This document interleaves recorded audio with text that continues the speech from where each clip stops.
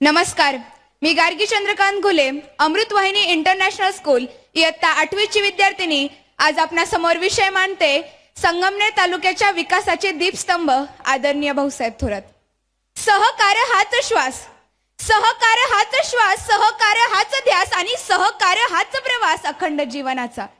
हे ध्येय उराशी बाळगून संगमनेरच्या भूमी सहकाराचे वटवृक्ष उभे करणारे सहकाराचे सहकारमर्षी जाज्वल्य राष्ट्रभक्त आणि संगमनेर तालुक्याच्या विकासाचे दीपस्तंभ म्हणजेच आदरणीय भाऊसाहेब थोरात तथा आपले दादा। दादांच्या जीवनाचा इतिहास हा जसा संघर्षाचा आहे तसाच तो रचनात्मकतेचाही आहे। त्यांनी अनेक संस्था उभ्या केल्या, चालविल्या, वाढविल्या आणि फुलविल्या देखील। संघर्ष हा दादांच्या जीवनाचा एक अविभाज्य अंग होता। हा संघर्ष त्यांनी व्यक्तिगत मोठेपणासाठी कधीच केला नाही, यामागे समाजाचे व्यापक हित हेच मुख्य सूत्र होते।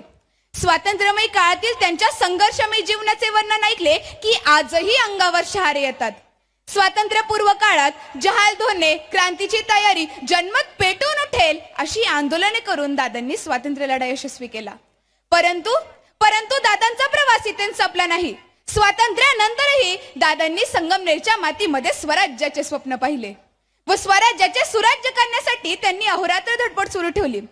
संगमनेर तालुका सुपरवायझिंगचे अध्यक्षपद, जिल्हा सहकारी बँक, राज्य सहकारी बँक ते बीडी कामगार संघटनेचे नेतृत्व, भारतीय औद्योगिक वित्त महामंडळाचे नेतृत्व या संस्थांच्या नेतृत्वापासून दादांचे कर्तृत्व फुलत आणि उमलत गेले।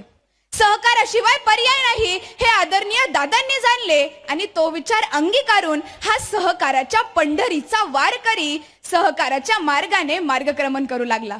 सहकाराचा हा विचार अनेकांच्या जीवनाच्या परिवर्तनाची नांदी ठरली। संगमनेर भाग सहकारी साखर कारखाना म्हणजे या विभागातील जनतेच्या विकासाची कामधेनूच। या भूमीत सहकारी साखर कारखानदारीचे बीज रुजूच शकणार नाही असे छातीठोकपणे सांगणारे महाभाग काही कमी नव्हते। परंतु हे बीज इथे रुजले, वाढले आणि फोफवले देखील। आणि दादांच्या संकल्पनेतून राजन शर्करा हे नाव संगमनेरच्या विकास प्रक्रियेत एका नव्या उंचीवर पोहोचले। सहकाराबरोबरच दुग्ध व्यवसायात प्रोत्साहन देण्याचे धोरण जिल्हा बँकेच्या माध्यमातून दादांनी तालुक्यात प्रभावीपणे राबविले। या व्यवसायास गती देण्यासाठी कार्यकर्त्यांच्या सहकार्याने संगमनेर तालुका दूध उत्पादक संघाची स्थापना केली। बायफच्या सहकार्याने तालुक्यात अनेक ठिकाणी पशुचिकित्सालये सुरू केली। यांत्रिकीकरण हा आधुनिक शेती व्यवसायातील यशस्वीतेचा मूलमंत्र होय।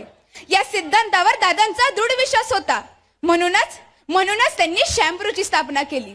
Sangamner agriculture produce and transport कंपनीच्या माध्यमातून पाणी पुरवठा योजनांसाठी लागणारे पाईप, शेती अवजारे, वाहनांचे टायर, बांधकामासाठी स्टील, सिमेंट इत्यादी साहित्य खूपच वाजवी दरात उपलब्ध करून देत असल्याने विश्वासास पात्र ठरली। शेतात अहर्निश रमणाऱ्या शेतकऱ्यांच्या मालाला मोत्याचे मोल मिळवून दिले नाही तर शेती व्यवसाय माती मोल होईल हा विचार सतत डोळ्यापुढे ठेवून संगमनेर कृषी उत्पादन बाजार समितीची वाटचाल चालू केली आणि आजपर्यंत ती अविरतपणे चालू आहे। संगमनेर तालुक्यातील शेतकऱ्यांच्या आर्थिक विकासाचा अंदाज आज आपण संगमनेर बाजारपेठेवरून सहज घ्याल।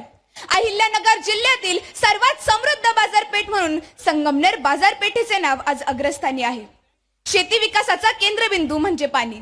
संगमनेर अकोले सारख्या अति कमी पावसाच्या दुष्काळी भागाला वरदान ठरू शकणाऱ्या निळवंडे प्रकल्पास शासनाची मंजुरी मिळवण्याचे अत्यंत मोलाचे काम दादांनी आपल्या आमदारकीच्या कालावधीत केले।